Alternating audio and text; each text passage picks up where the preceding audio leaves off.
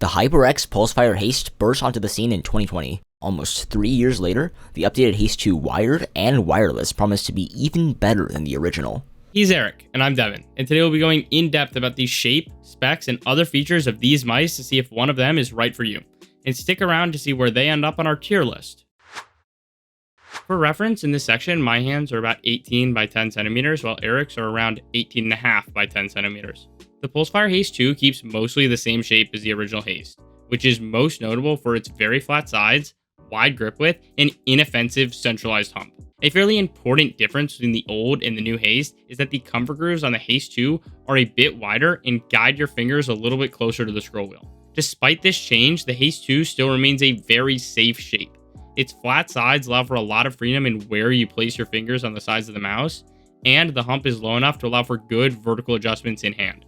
However, some may find the Haste to be a bit too wide and or clunky to hold, particularly for aggressive claw grips or fingertip grips, as the mouse doesn't have enough curvature to brace your fingers against, and its width can get in the way of some side-to-side micro adjustments. A shape with some similarities to the Haste is that of the Razer Viper. The Viper and the Haste both are very safe shapes and share similar overall width as well as centralized humps.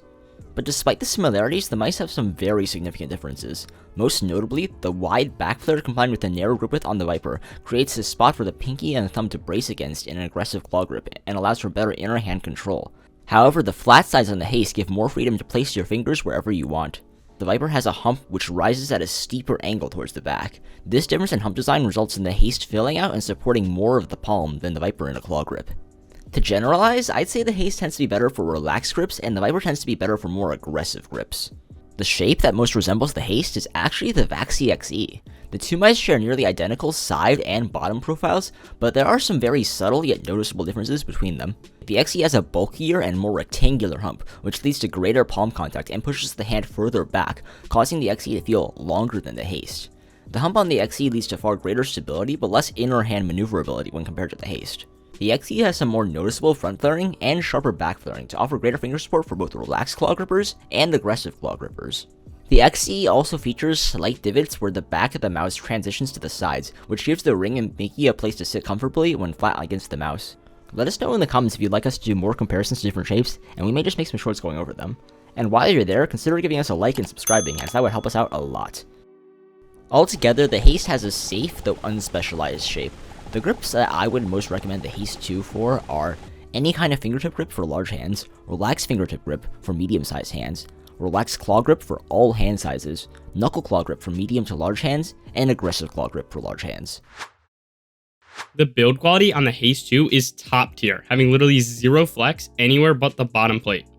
With that tank-like build comes no compromises on weight either, coming in at just 60 grams for the wireless and 53 for the wired. The weight distribution feels really good, at least on my wired version. Coming off maining the 40 gram HGX Ace, I can't really notice much of an increase in weight when I switched over to the Haste 2. The weight balancing on the wireless Haste 2 is quite good, but you can definitely feel the weight of the battery towards the center. The Haste 2 wireless can operate in 2.4 GHz, wired, and Bluetooth modes. Based on our testing, the claims of 100 hours of battery life are actually accurate even when the mouse is pulling at its max rate of 1000 Hz. When the mouse does die, it charges using a USB-C cable, which is reasonably light and flexible, though not as good as the cable on the XM2WE and the X2. The cable on the Haste 2 is pretty flexible, however, it's a bit on the heavier side, so it can drag and get in the way a little bit. However, it's by no means a bad cable, particularly for an 8K Hz mouse. The Haste 2 has dongle storage, which will make it easier to travel with the mouse. Both the wired and wireless Haste 2 use the 3395 sensor, which has motion sync capability. However, the motion sync limitation on the wireless seems quite poor compared to other 3395 mice. I have not noticed a significant amount of motion latency. However, the click latency of the Haste 2 wireless is around 7.9 milliseconds, which is much slower than other wireless mice. I'm not sure if the higher latency would have any effect on in-game performance, but lower latency is just more ideal. The Haste 2 wired has significantly better, but still just okay click latency at 4.5 milliseconds with 1000 Hz polling and 4.3 milliseconds at 8000 Hz polling. The motion sync implementation on the Haste 2 wired is among the best that we've tested. Motion sync only works up through 4000 Hz and is disabled at 8K Hz. The clicks in the Haste 2 feel quite nice. They have very little pre-travel and are a bit heavier than the original Haste, but are still very spammable. They do have a bit of post-travel, significantly more than the original Haste, but not a crazy amount by any means. The side buttons feel very dull and honestly just dead, but with that being said, they are extremely usable. They are very easy to press and have minimal pre-travel no matter where on the button you press. Also, their good placement and size make them what I would consider very good side buttons, even in light of their lackluster feeling. The scrolling is fairly light, but has well-tensioned and well-defined tactile steps. The scroll click is pretty good as well, and feels extremely stable.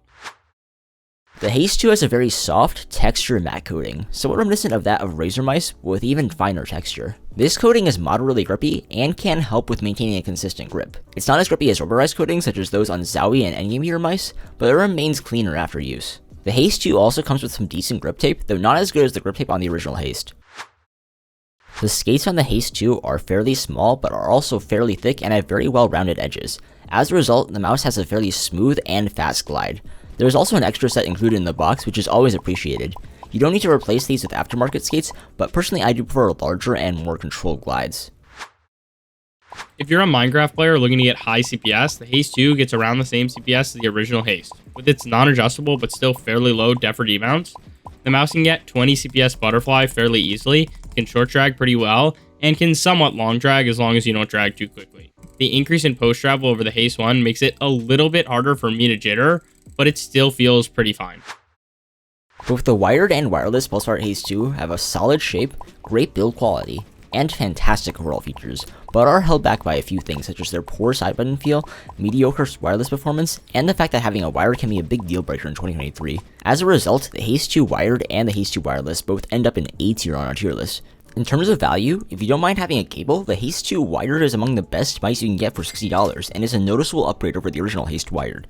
At $90, the Haste 2 wireless does compete with a lot of similarly spec'd wireless mice, but its real competition is the original Haste wireless, which is the same weight just with holes in the shell, and can be found for only $50.